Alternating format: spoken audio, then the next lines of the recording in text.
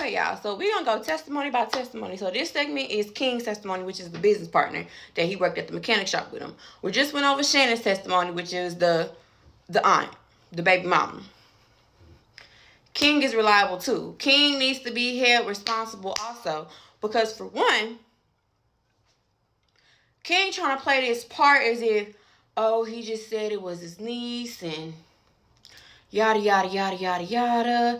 Oh, we talk about females here and there, but, you know, I don't really keep up with his females because he got a lot of them and he just brag about his females. And I know he got 13 kids, but I really don't keep up with his baby mamas. King, you knew. You knew. Because why the hell you got these little girls up here working at this mechanic shop cleaning up? He knew. And he talking about, oh, well, we was driving and Jarvis seen Naziah walking, or seen his niece walking, and said, oh, that's my niece, and just pulled over and picked her up. And he trying to act like he ain't never seen this girl ever in his life. This is the first time. This may be the second time I done seen this little girl around. I don't know who she is. He said it's his niece. Baby, no. You know who she was. Now, especially if you hanging out with somebody every day, and from the sounds of it, they work together damn near Monday through Friday. Didn't nobody miss work, so you kind of knew what was going on. You know a ped when you see one. Like, it don't take long to figure out a ped. Like, you know. Oh, wow. You know, like, King also needs to be held some sort of accountable. Now, I don't think that he knew what Jarvis was going to do. Do I think that he knew that Jarvis had gotten Naziah pregnant? No. I don't think that he knew that.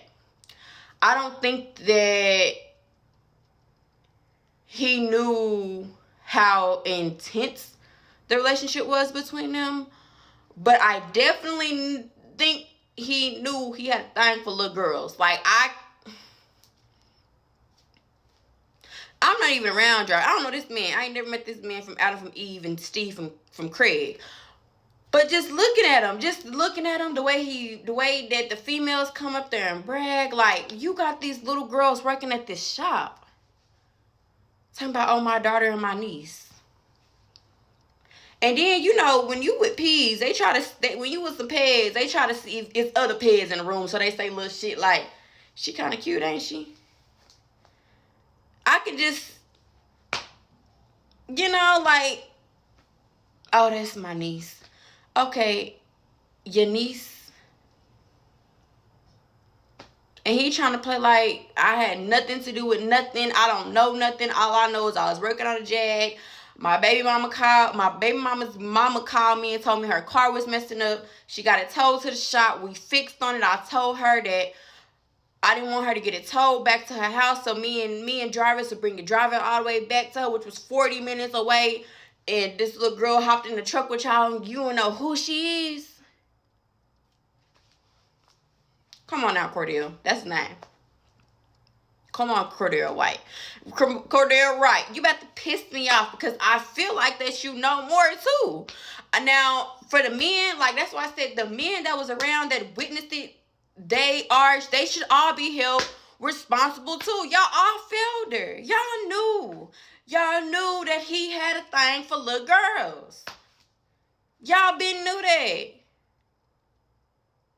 And y'all just in the background trying to play like, oh, I didn't know. The last time I seen her was, oh. There's been signs leading up to all of this. And all of y'all are just now starting to come out. And it's just so happened that his sister called you and asked you who she was. And then you like, oh, yeah, I remember who she was now. Yeah, you been knew who she was. That girl been up to that shop more than daily.